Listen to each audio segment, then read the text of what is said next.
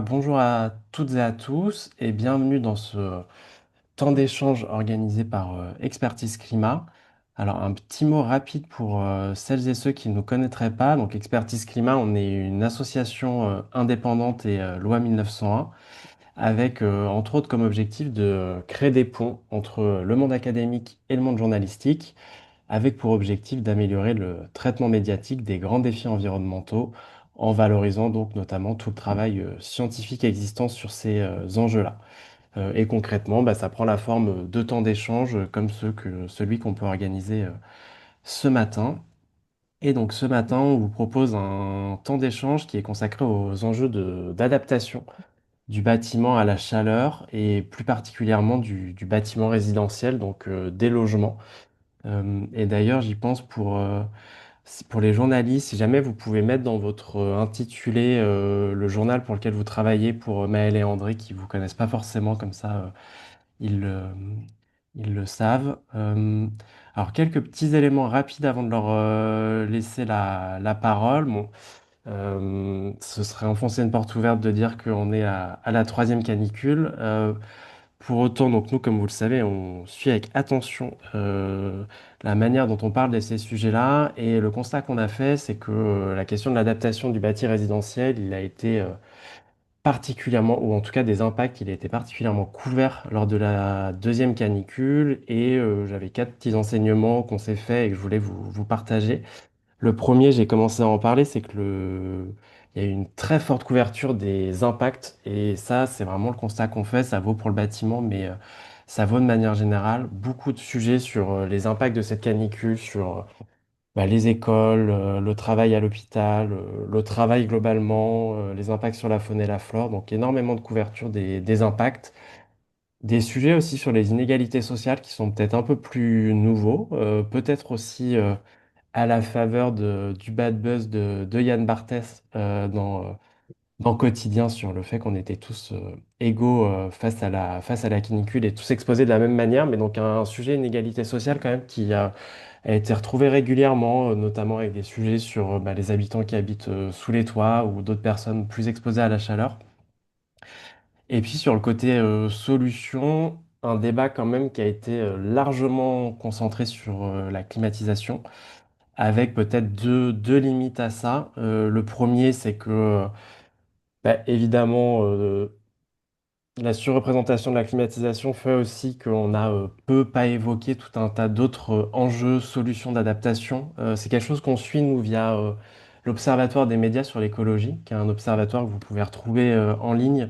Le constat qu'on a fait, c'est qu'en fait, bah, typiquement, les mots-clés de protection solaire ou même végétalisation, ils ont été quand même beaucoup moins présents en proportion, en quantité, par rapport aux mots-clés du type climatisation, climatiseur. Donc des zones d'ombre encore peut-être dans la couverture et puis un cadrage aussi parfois de la climatisation polarisant, on va dire, pour contre, alors même qu'évidemment la littérature académique notamment, elle est beaucoup plus nuancée sur le sujet.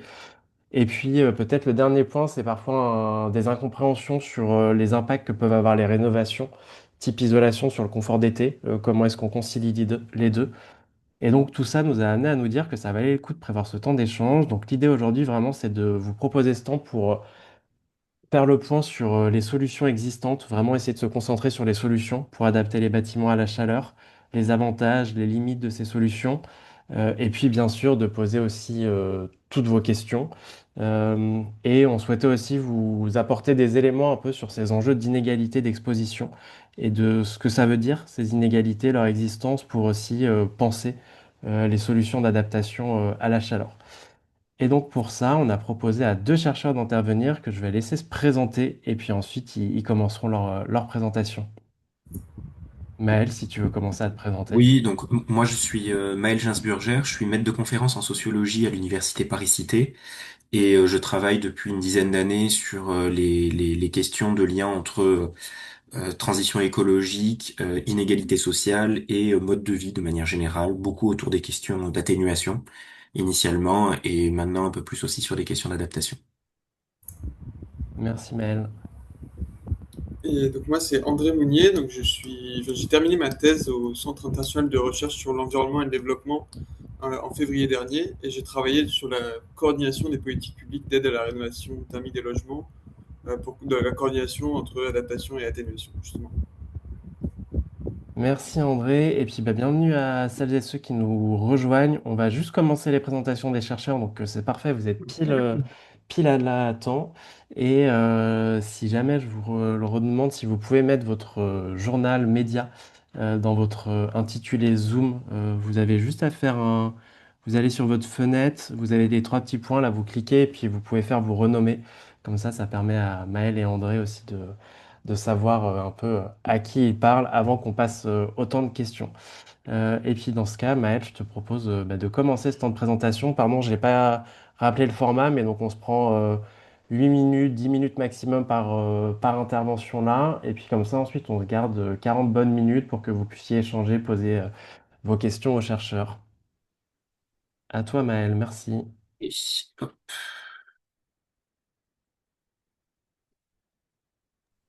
Ok, est-ce que vous voyez mon écran? C'est bon. C'est parfait, on te voit même en petit Ok. Voilà. déligné en face de ta présentation. Magnifique. Ok, alors donc ce que je vais vous présenter du coup aujourd'hui, c'est essentiellement un travail en fait qui est issu d'un article que j'ai publié assez récemment, le 30 juin, sur un site académique, mais plutôt à visée de diffusion, La Vie des idées, qui s'appelle Le droit à la fraîcheur et qui en fait traite très directement des inégalités de logement, des inégalités résidentielles face aux vagues de chaleur. Et ça s'inscrit, j'ai aussi mis la référence ici, en fait dans une réflexion, dans une démarche collective que j'ai mené, que je mène avec d'autres chercheurs et puis avec des institutions comme le Conseil national des politiques de lutte contre la pauvreté et l'exclusion sociale, abrégé en CNLE, parce que c'est très long, qui a publié un rapport auquel j'ai largement contribué en 2024, qui vise précisément à étudier la manière dont la transition écologique et les enjeux écologiques, y compris les enjeux d'adaptation au changement climatique, se déclinent selon la position sociale et plus particulièrement pour les personnes en situation de pauvreté.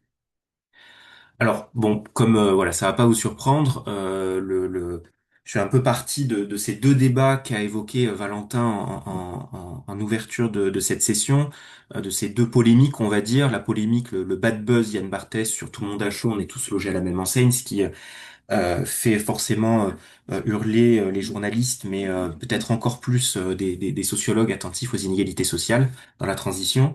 Et puis aussi sur le débat un peu triste dans sa polarisation autour de la climatisation et du pour ou contre la climatisation, qui en fait de mon point de vue de chercheur qui travaille sur les enjeux de consommation, de classe sociale et d'écologie, euh, pose en fait deux soucis particuliers. D'abord, une réalité, c'est que, ça c'est des chiffres que je tire de l'enquête que je vais exploiter tout le long de cette présentation, 44% des ménages pauvres et inactifs souffrent souvent de la chaleur en été, et c'est 19% des ménages favorisés. Donc la question de tout le monde a chaud, tout le monde souffre de la chaleur, pas du tout de la même manière. C'est beaucoup plus fréquent, évidemment, chez les ménages précaires.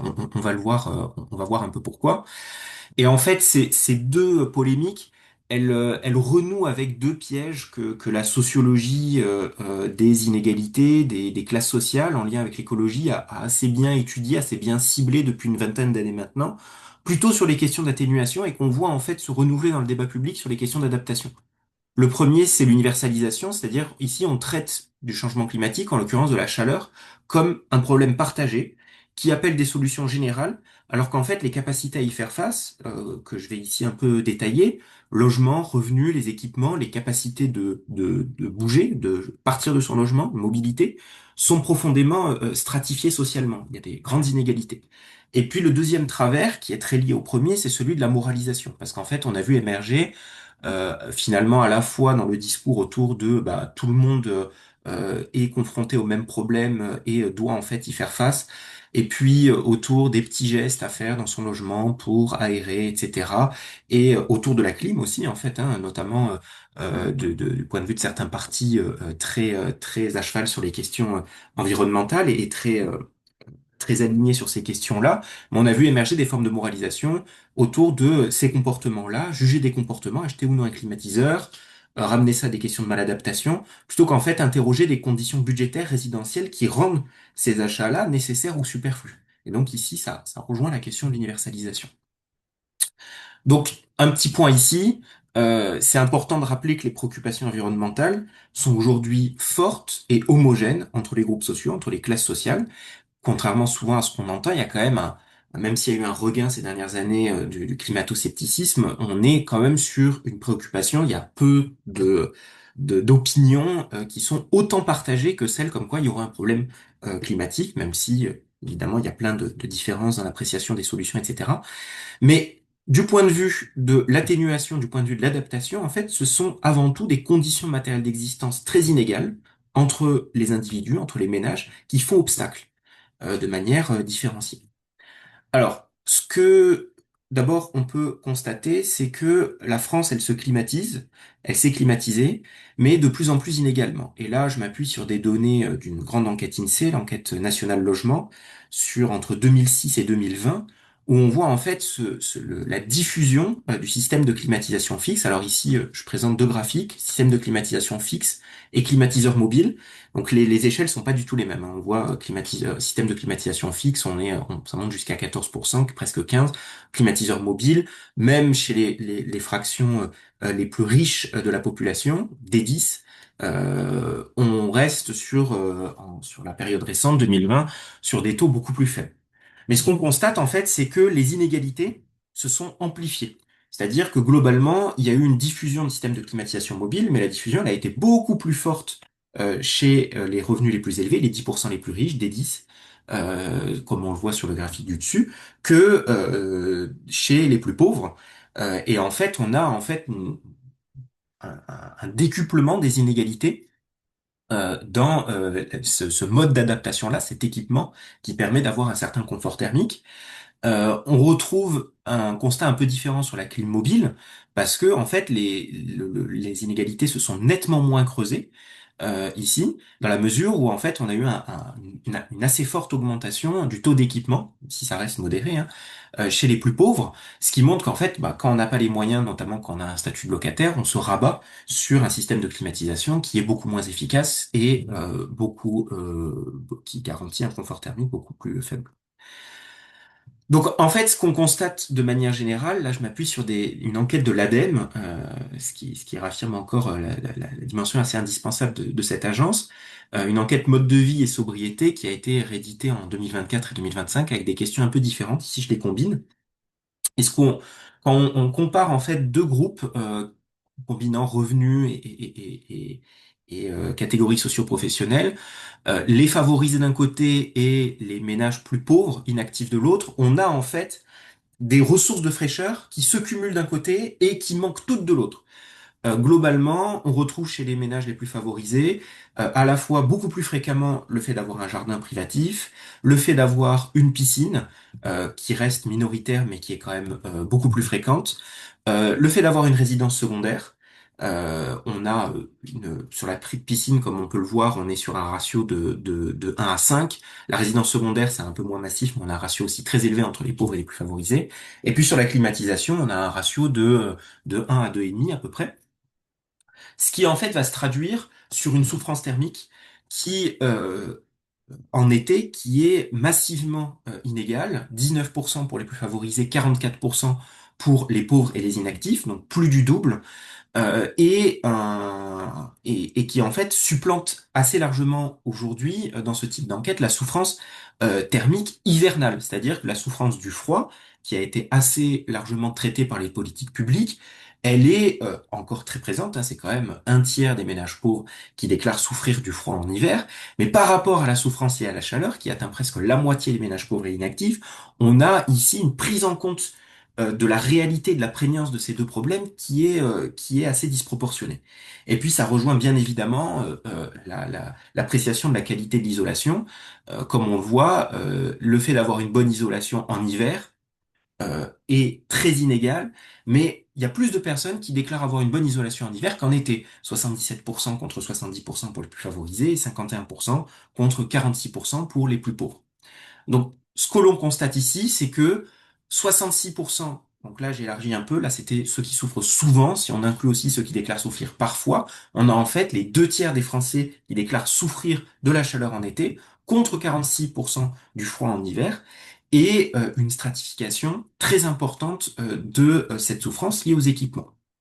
Alors, ce que j'ai essayé de faire, c'est essayer un peu d'avoir une approche qui analyse ces inégalités à travers des profils, une espèce de typologie qui renvoie à quatre façons d'habiter la chaleur. Donc là, je m'appuie toujours sur l'enquête 2024, où il y a 4000 individus qui ont été interrogés, et où, à travers des analyses statistiques, je distingue en fait quatre grandes manières d'habiter la chaleur, qui renvoient à différents cumuls en fait de ressources résidentielles pour faire face aux vagues de chaleur, certaines qui cumulent beaucoup de ressources, d'autres qui cumulent très peu de ressources, comme on va le voir. Alors la première catégorie que j'ai appelée se rafraîchir, c'est à peu près 18% de la population qui est concernée, et ça renvoie de manière, en termes de catégorie sociale, à des propriétaires aisés qui sont dans des maisons périurbaines ou rurales, qui sont plutôt situées dans le sud, notamment en Occitanie, en PACA, et on retrouve un peu ce profil de ménages un peu au cœur de leur parcours de vie, plutôt aisés, plutôt propriétaires, et surtout des couples avec enfants en fait. Alors, ils ont très souvent une piscine, plus de la moitié en fait de ce groupe-là, comme on a vu, c'est beaucoup plus rare dans la population générale, un jardin, la possession de résidences secondaires est aussi assez fréquente en fait, hein, 28%, ce qui est assez énorme. Et l'usage effectif de la climatisation est très fréquent aussi. C'est un ménage sur deux qui utilise en fait très souvent la climatisation, donc qui évidemment est équipé, mais aussi l'utilise. Et puis de fait, forcément, ça se traduit par une souffrance thermique en été qui est assez rare, 16%. Donc ici, on a en fait une catégorie assez intéressante parce que c'est des ménages qui ont connu des épisodes très chauds en été depuis longtemps, qui se sont adaptés et qui ont adopté des modes de protection, manière d'habiter la chaleur active pour se protéger, soit par des ressources, soit par le fait de pouvoir bouger, d'aller dans des résidences secondaires, dans des endroits souvent plus frais. On a un deuxième type qui est intéressant parce que on retrouve à peu près le même taux de personnes assez faibles qui déclarent souffrir de la chaleur en été, mais avec une manière très différente d'habiter la chaleur. C'est ceux que j'ai appelés rester au frais, qui ici, c'est intéressant parce qu'ils incarnent une espèce de norme statistique, c'est la classe la plus fréquente, alors c'est pas la majorité absolue, hein, on est à 38%, mais c'est de loin la classe la plus fréquente, et c'est des propriétaires qui sont plus modestes, souvent plus âgés, qui ont un capital résidentiel accumulé sur le long terme plutôt que des revenus élevés, qui habitent dans des maisons périurbaines aussi ou rurales, mais plutôt dans le nord et dans l'ouest, et qui en fait ont des maisons avec jardin, dans lesquelles ils ont une forme de régulation passive de la chaleur, qui en fait rend la climatisation souvent absente et jugée non nécessaire. Donc ici, c'est une norme statistique qui nourrit l'illusion d'une sobriété, d'un refroidissement passif, qui serait en fait accessible un peu à tous et qu'on retrouve dans certains discours politiques aujourd'hui. Et puis on a deux autres classes qui sont beaucoup plus exposées à la chaleur, qui sont beaucoup plus urbaines. La première, ce que j'ai appelé endurer la chaleur, qui renvoie à la deuxième classe la plus fréquente, ça renvoie à des locataires en immeubles, dans des villes denses, notamment en Île-de-France, mais dans lesquelles on retrouve un logement social très fréquent, à peu près la moitié de ce groupe-là, et des difficultés financières qui sont quand même présentes. Donc ils n'ont pas d'espace extérieur, mais une surface par personne souvent correcte qui leur permet d'aménager des pièces comme ça, dans lesquels ils peuvent essayer d'aménager des zones de frais dans leur appartement un peu plus fréquents, des logements aussi plus souvent traversants, c'est des logements plus grands, et on a un usage assez rare de la climatisation. Il existe quand même, c'est 7%, mais il est assez rare. Et en fait, cette situation, cette présence dans des îlots de chaleur, le refroidissement qui est beaucoup plus difficile, actif comme passif, rend la souffrance thermique estivale beaucoup plus fréquente. On est à deux fois les taux déclarés dans les deux premières classes. Et puis la troisième classe, c'est la classe, on va dire, la pire, la priorité pour les politiques publiques, que j'ai appelée suffoquée, qui renvoie à des jeunes précaires, des chômeurs, mais aussi des familles, des couples avec enfants, plus de femmes, notamment plus de familles monoparentales, qui sont situées certes en Île-de-France aussi, forcément, parce que c'est dans des métropoles, mais aussi beaucoup plus dans des métropoles du sud, notamment dans la région de Lyon, de Marseille, dans lesquelles on a des logements surpeuplés, du locatif privé essentiellement, qui est plus dégradé, et où on a avant tout des personnes qui déclarent ne pas pouvoir s'équiper de clim par contrainte économique. La pauvreté, l'absence de droits résidentiels, le logement social c'est 20%, dans la classe d'avant c'était 45%, fait que on a une souffrance thermique qui est énorme. C'est ceux qui déclarent souffrir très souvent de la chaleur en été, c'est la moitié de cette classe-là. Donc ici, c'est suffocant. Ils sont plus pauvres que les endurants, mais ils sont moins présents dans le logement social. 20% contre 45%. C'est ce qu'on voit ici, c'est que le logement social, en fait, tend en moyenne à protéger. Et la souffrance, elle est maximale lorsque on cumule à la fois la pauvreté et l'absence de droits résidentiels effectifs. Alors, quelques rapides conclusions. Quoi faire pour envisager un droit à la fraîcheur? Pour qui? Dans quel ordre? Alors évidemment, le précédent, c'est le droit à se chauffer, qui a été reconnu dans les années 2000 comme un problème structurel, pas forcément désigné sous ces termes-là, mais il y a un ensemble de politiques publiques, de reconnaissance, qui a amené à déplacer le problème d'un problème de comportement à un problème structurel, en mettant en place des tarifications sociales de l'énergie, des mesures de rénovation des passoires énergétiques, des aides ciblées, etc. Ici, le constat, c'est que la vulnérabilité estivale, et cette vulnérabilité estivale inégale, elle appelle la même reconnaissance. Et ici, il faut appliquer en fait les principes qu'on a établis dans le rapport de 2024 du CNLE. Il faut relever le plancher social avant d'abaisser le plafond écologique. On a des ménages qui ne peuvent pas faire face à des mesures d'atténuation et d'adaptation uniformes.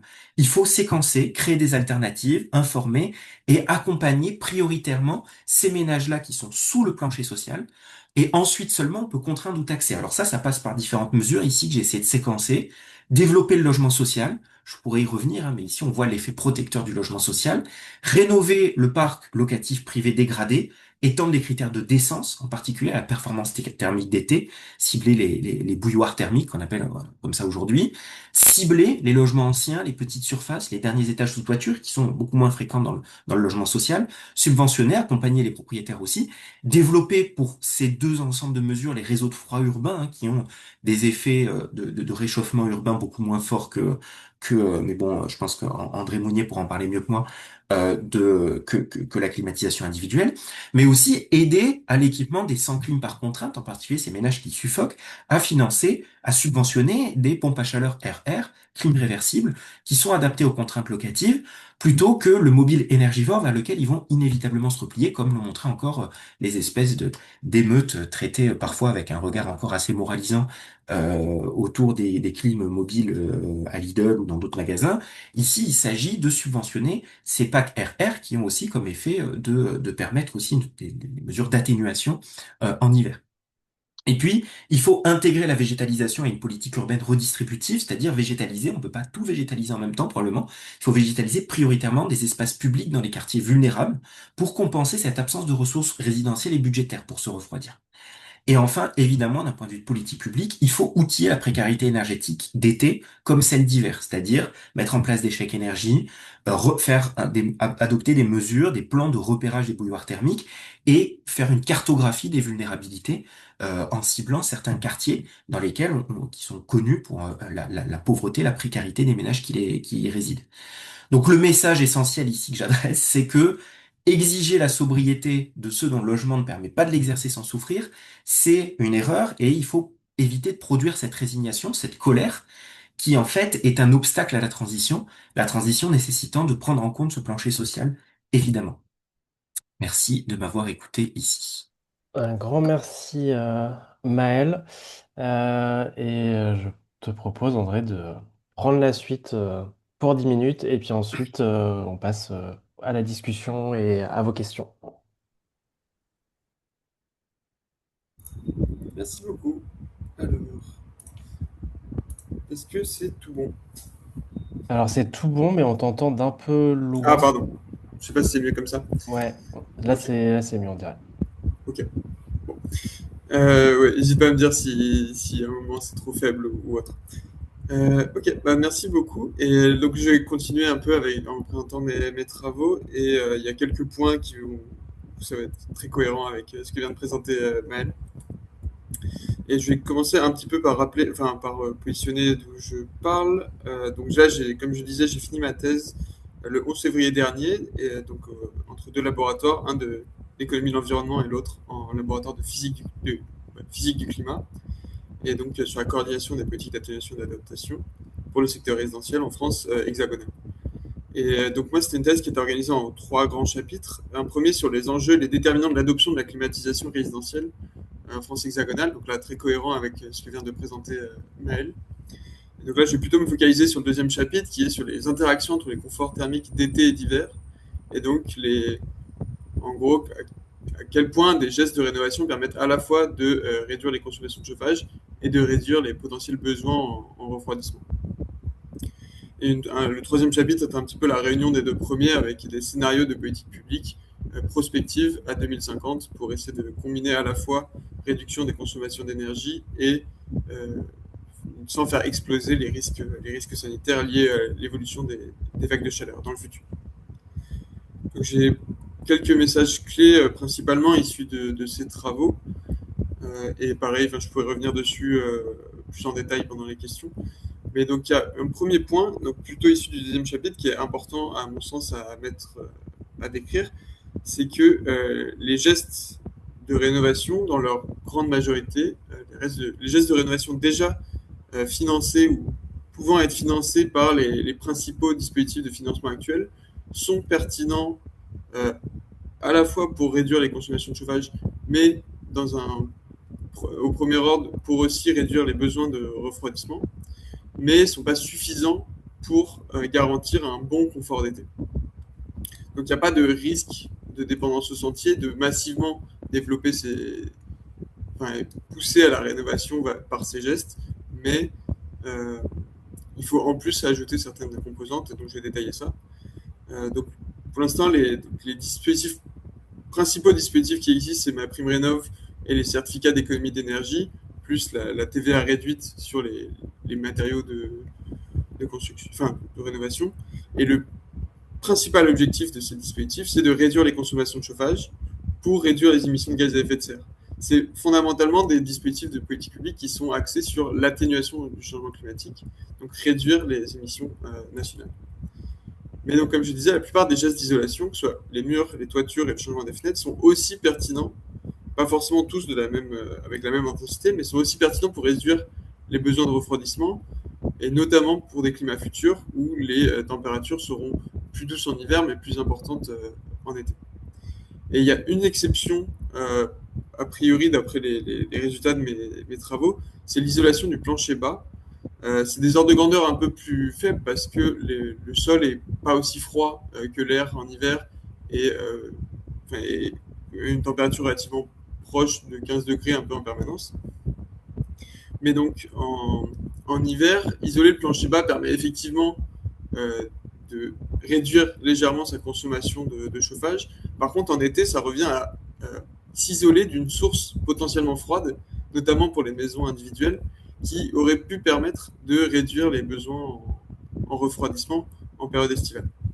Donc c'est le seul geste qui, a priori, serait de moins en moins pertinent d'un point de vue thermique à réaliser, mais c'est déjà une action de rénovation qui est assez peu mobilisée dans les dispositifs de financement.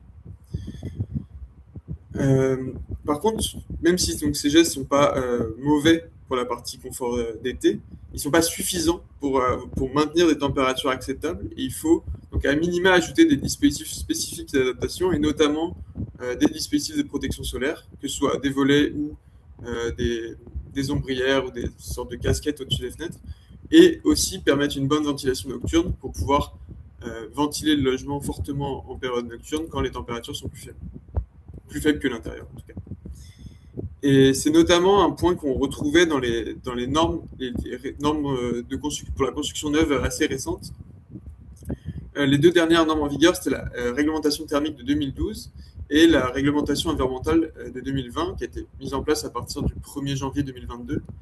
Et dans les normes de 2012, il n'y avait pas la notion de confort d'été qui était intégrée. Et donc, on se retrouvait avec des bâtiments qui étaient très bien isolés, mais qui étaient assez étanches et donc ne permettaient pas d'extraire la chaleur une fois qu'elle était rentrée. Il n'y avait pas des protections solaires suffisantes et donc le logement se chauffait.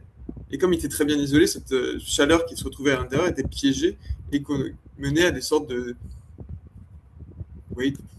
bouilloire thermique. Je vais y revenir par la suite, mais on se fait un peu cocotte minute dans ces logements. Et à partir de la RE 20 2020, il y a des premiers seuils de confort thermique d'été qui sont intégrés, et je vais revenir par la suite sur les indicateurs utilisés. Ensuite, pour parler des solutions, donc je ne vais pas revenir exactement sur la climatisation, mais je vais quand même rappeler rapidement que ça permet effectivement de permettre de me garantir un certain confort dans les logements, mais aussi et surtout de réduire les risques de mortalité et de comorbidité, notamment pour des personnes les plus vulnérables, donc personnes âgées et jeunes enfants ou autres personnes qui auraient des maladies chroniques en plus. Et donc il y a vraiment, il n'y a pas de rejet systématique des solutions de climatisation qui sont nécessaires pour une grande partie du public. Par contre, ce qui est important de rappeler, c'est qu'il y a potentiellement une hiérarchisation des solutions d'adaptation qu'il faut mettre en œuvre. Et de la même manière que pour les systèmes de chauffage, il est important de d'abord mobiliser les solutions passives d'adaptation, donc l'isolation et les protections solaires, pour réduire les besoins et ensuite dimensionner au mieux les systèmes actifs, donc potentiellement des systèmes de climatisation. Et faire le travail dans cet ordre-là permet de réduire les risques de surdimensionnement des systèmes qui impliquent des surcoûts et potentiellement des pertes d'efficacité. Et en plus de ça, un point qui est assez important et que j'ai discuté pendant ma soutenance de thèse, c'est que l'intégration des solutions passives permet également de réduire les risques en cas de défaillance du système actif. Si on est uniquement dépendant d'un système de climatisation pour garantir un confort, garantir une non-dangerosité de l'état thermique d'un bâtiment, le jour où le réseau électrique ou le système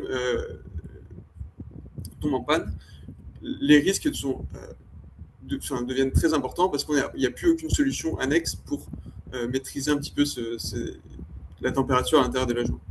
Et en plus de ça, ici, c'est des solutions qui sont à l'échelle du logement, du bâtiment, mais il faut rappeler qu'il y a d'autres solutions d'adaptation, et donc Maëlle les a mentionnées aussi, mais qui sont à des échelles plus larges, uniquement le logement, et ça renvoie à des choix d'urbanisme avec davantage de végétalisation et des accès à des plans d'eau, mais aussi la création de zones refuges grâce à des bâtiments publics rafraîchis, et donc Maëlle le mentionnait aussi, le développement des réseaux de froid. Pour l'instant, là, dans les chiffres que j'ai vus, il y en avait 43 en France en 2023, mais par contre, actuellement, les réseaux de froid sont à ma connaissance, très très peu reliés à des bâtiments résidentiels. Le plus important des réseaux de froid que j'ai en tête, c'est celui qui s'appelle Fraîcheur de Paris, qui fait je ne sais plus combien de kilomètres, mais qui relie beaucoup de bâtiments, quelques bâtiments publics dans le centre de Paris. Mais c'est uniquement à destination de bâtiments tertiaires, notamment des musées ou ce genre de choses. Mais toutes ces solutions d'adaptation, donc il faut rappeler, sont des solutions à moyen long terme. Et ça demande des préparations politiques et organisationnelles.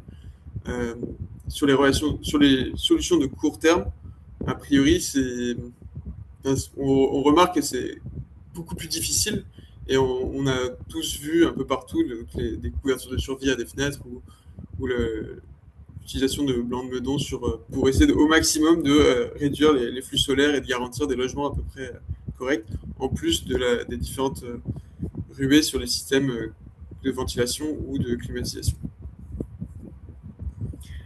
Donc ça montre l'importance de l'organisation amont et de ne pas se faire surprendre à chaque canicule, qui sont prévisibles, prévues et anticipées dans les différents modèles climatiques. Et ensuite de ça, il y a un point qui est important, c'est le manque de structuration des politiques publiques, notamment d'aide à la rénovation thermique des logements, sur les enjeux d'adaptation. La totalité des dispositifs de financement sont centrés sur la réduction des consommations de chauffage, avec donc principalement un ciblage des politiques sur les passoires énergétiques, donc les logements qui ont des classes DPE F ou G. Et depuis le 1er janvier 2024, il y a eu l'ajout dans MaPrimeRénov', uniquement pour le programme de rénovation d'ampleur, la possibilité de financer des protections solaires. Mais il y a très peu de dossiers qui sont concernés pour l'instant. Le rapport de la Fondation pour le logement que j'indique ici mentionnait que c'était quelques dizaines de dossiers sur plus de 90 000 demandes au total.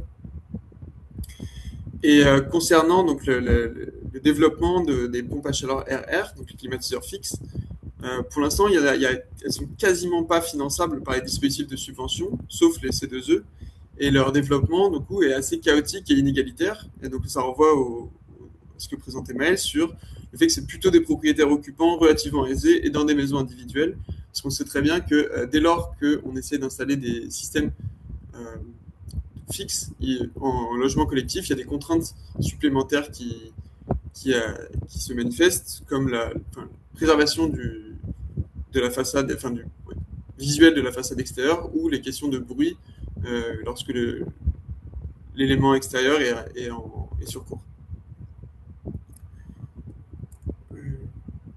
Voilà.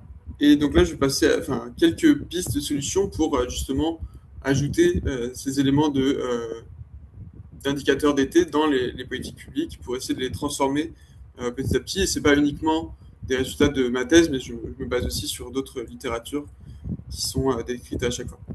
Donc la première piste de solution, et ça fait écho aussi aux conclusions de Maël, sur l'identification des logements vulnérables. Pour les passoires thermiques, les passoires énergétiques, c'est assez facile, c'est assez normalisé, c'est des logements qui sont F ou G. Pour les bouilloires thermiques, il n'y a pas de définition officielle, donc il y a différents flous artistiques sur ce que ça désigne à chaque fois. Globalement, tout le monde s'accorde pour dire que c'est des logements qui sont inconfortables en période estivale et notamment en période de canicule. Mais ça ne permet pas d'identifier de manière précise et chiffrée les logements.